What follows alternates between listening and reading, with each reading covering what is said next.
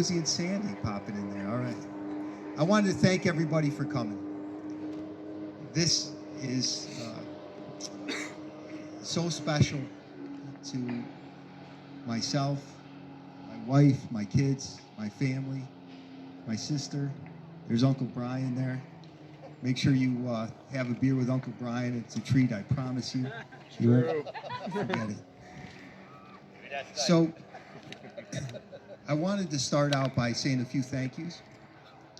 First and foremost, I wanted to thank my wife, Erica. We have a round of applause for Erica. When my dad got sick, it was really tough. And there was no person that was there to do the things that you don't think about having to do with your dad, to keep him upright, to keep him happy. And my wife, Erica, was a rock. And so she deserves a special thank you for that. And for putting this little shindig on as well. Erica, first and foremost, give it up. I want to thank my sister, Sophie, who's right here. Like a round of applause for Sophie. Yeah, baby. And my brother-in-law, Brian. Yeah. And I call him my brother-in-law. That's by accident. He's really my brother, man. And we become so... Yeah, baby. We become so close through all of this. And, you know, you guys... I can't thank you enough for everything that you did, and the idea that you know, when times were tough, you guys were there for Double us. duty. So thank you very much. You do one, I I'll do love the you, other. Sophie. Like it. That's a tearjerker.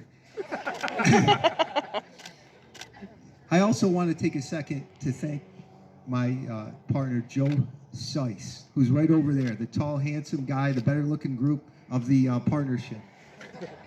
When my dad was sick, I had to take a lot of time off. And there were days you didn't know when, you didn't know where, and I had to go there, and Joe was there for me every step of the way. And Joe and I are now 3 years deep, and you've become like a brother to me, pal. So, hey, guys, this is Joe Seiss, my partner. He's part of the Abdella family now. Let's give it up for him, huh? Is Rick Ruby even here? Rick Ruby will be thanked in absentia.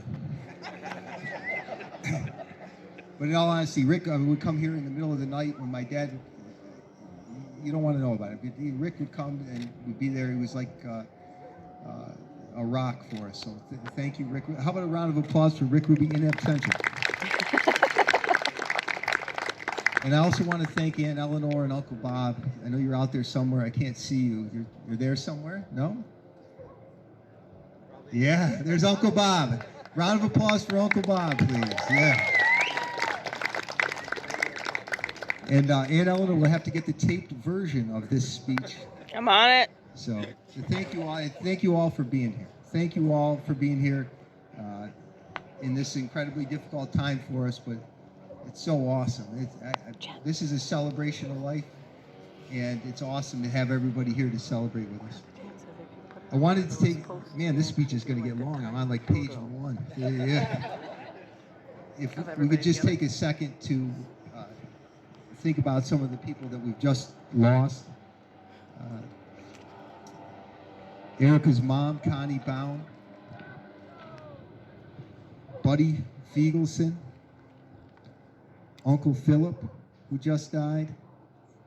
We just lost Andy Donito, who was a great friend of the family and often here. And we just lost Brian's nephew, Kyle. So if we could, we just take a moment of silence to think about those folks that we've lost in addition to my pop. So I want to thank all of you for being here, but the person that I wanted to thank more than anyone is my dad, George Abdella, the man who we've gathered here, whose life we've gathered to celebrate. Thank you, Dad. Thank you for loving me unconditionally and having my back unconditionally at every single step of my life. Thank you for teaching me how to be a successful lawyer by demonstrating the passion you had in fighting for the rights of other people who were unable to fight for themselves.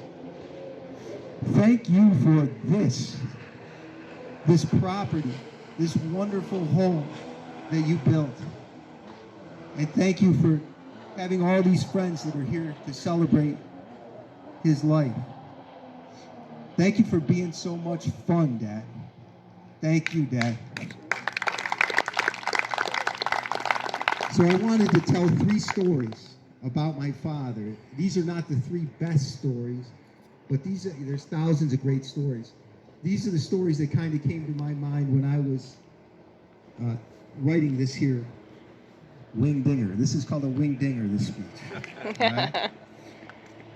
right? Yeah. Thank you so much. So, I was eager to impress my father as a high school lad, and I wanted to bring home a beautiful girl. So in high school, I was able from time to time, Wilson may remember, to get girls to talk to me, but I never had a steady girlfriend. So at one point in time, my senior year, I finally found a girl that was maybe worthy of bringing home to Mom and Dad, and so I did, very first time. And if you remember the Hegel Road house, it had some windy stairs that were like that went straight up. There was no walls to them, and that was his perch up there in this kind of a man room that he had up there. And so I brought the young lady into the house, and I was proud to do so, and I brought her in and to meet my mom and dad. And then my dad appears at the top of the stairs in his underwear and nothing else. He didn't run for cover. He didn't go running out of the room to hide. He just simply shook hands and said hi and gave his greeting. And so I tried to be mad at him later. He said, "Bob, they were colored underwear. It's like a bathing suit, man." And Brian actually told this story. Ironically, Brian was telling this story earlier. The first time he met my dad, he was in his underwear with oiled up with suntan lotion on it. So, anyways, the second story we had the privilege, along with my grandfather,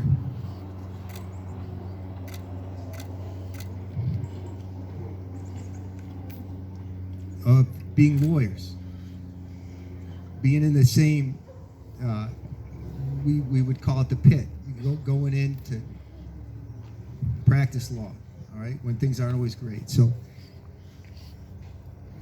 one of the stories that I remember most is waiting for a particular verdict with my dad. And if you're a trial lawyer, you know that waiting for verdicts, I don't know, Abdellas aren't built for it. My father was way worse than I was, but your heart kind of pounds in your chest when you're waiting to find out if you win or you lose. And so I was in my first big trial in Montgomery County, and I was going against a very tough veteran prosecutor, and the man that I was representing was facing 25 years in prison. That was only 1 year less than my age. I was 26 years old. And my dad had a saying, and it was, "Get in there. Get in there," he would say to me, right? Get in there, do your best. Just do your thing. So I got in there, and the man's life was in the balance. And as I waited for the many hours, it was a long time, the jury was out for this verdict. I was nervous, but I wasn't nearly as nervous as my father, George, was for me and for the situation.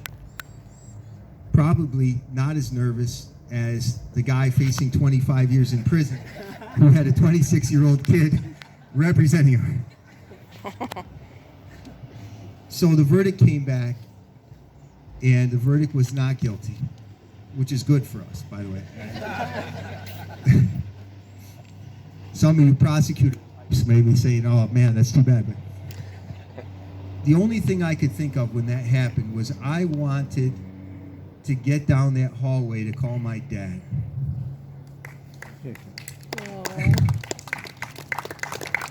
So after I let off this inappropriate groan, victory groan, where the prosecutor wanted to punch me in the face, I walked down the hallway at the Montgomery County Courthouse to the payphone, and I called my dad.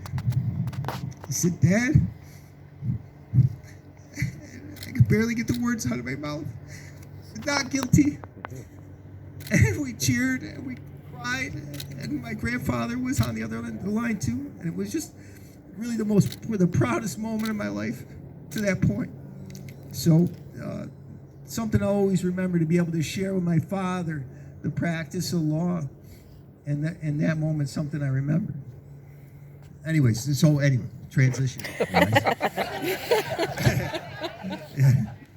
Was in my dad's final days, and we went. I made him go to Albany Med because he couldn't walk. He was in pain, and I insisted, and he didn't want to go, but we took him there. And finally, we got news at Albany Med that the only thing left to do was to bring him home so he could be comfortable, so he could pass here in his favorite place in the world. And so we got him over the threshold into the house, and he perked up for a little bit. He was out of it. At this point in time, he's on so much morphine that he really didn't know what was going on, but he perked up when he got here. And we figured we put him in front of the TV, which is his number one spot there. And we were going to I said, Dad, I'm going to put on Charlie Chan, all right? My dad loved Charlie Chan. Charlie Chan, all right, you got to put aside for the fact that it sucked, but, all right, no, Sophie says it was great. So anyways, Charlie Chan was my dad's favorite. If you knew anything about him, he'd seen every episode 50 times. 50 times. So we come in, Dad, I'm going to put on Charlie Chan. So I go in his room there, which has 44,000 CDs in it, and I'm trying to find Charlie Chan.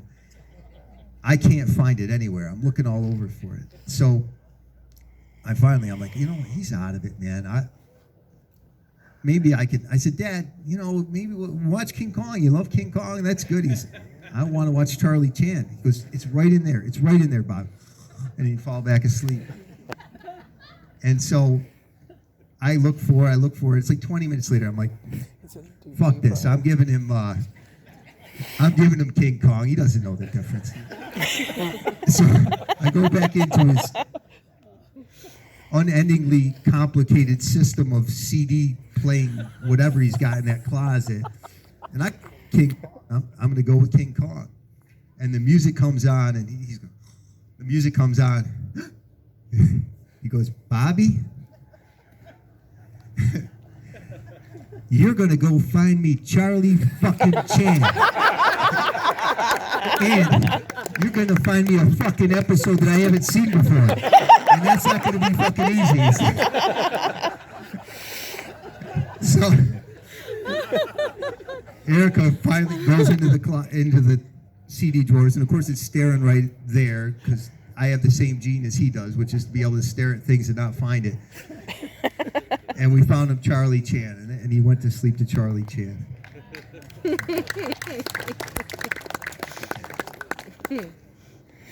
So I'm on the last page, gang. This is good. For the chance to talk about my dad, George Abdella. He was my idol. He was my mentor. He was the life of every party. He was genuinely unique in every single way. He was loving. He was caring.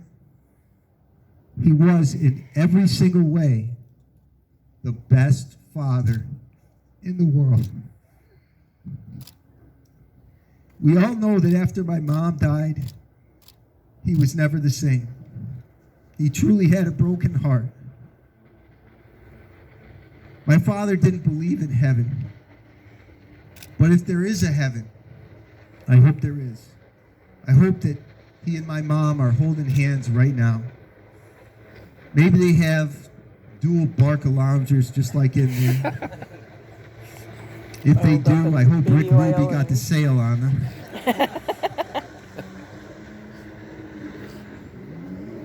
But if you're listening, Mom and Dad, I wanted to say that I love you. And thank you for being the best parents that ever lived. I thought that since this was a celebration of life, we could try to figure out whether or not they are listening, just in case. So if we could join together now as this wonderful group of people and maybe celebrate his life a little bit. Celebrate the life of George fucking Abdallah, all right?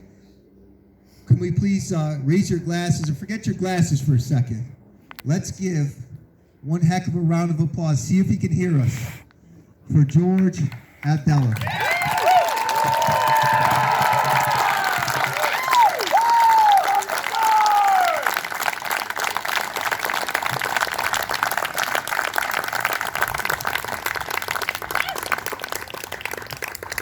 I love you, Soph.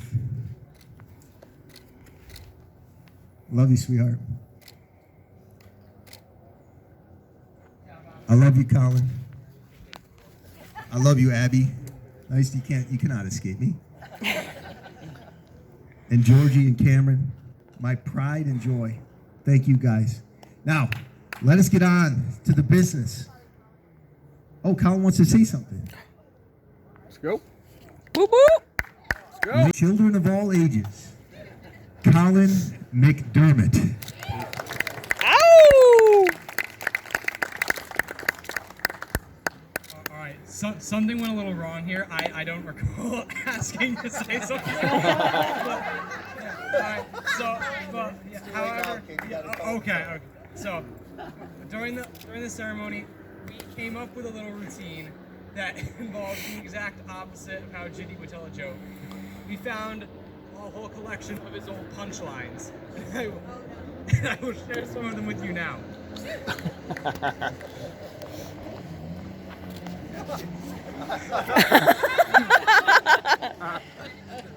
One of them, put the damn beads away, Francis. Our prayers have been answered.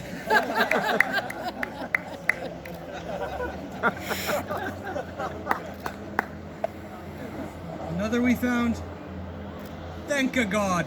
I thought I found a crack in my $300 Bocelli leather shoes.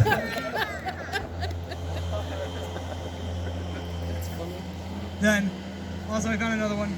Go get your mother. And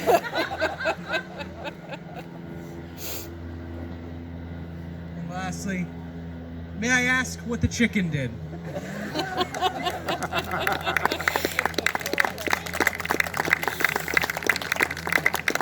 Thank you. And good night. Nice. Let's go.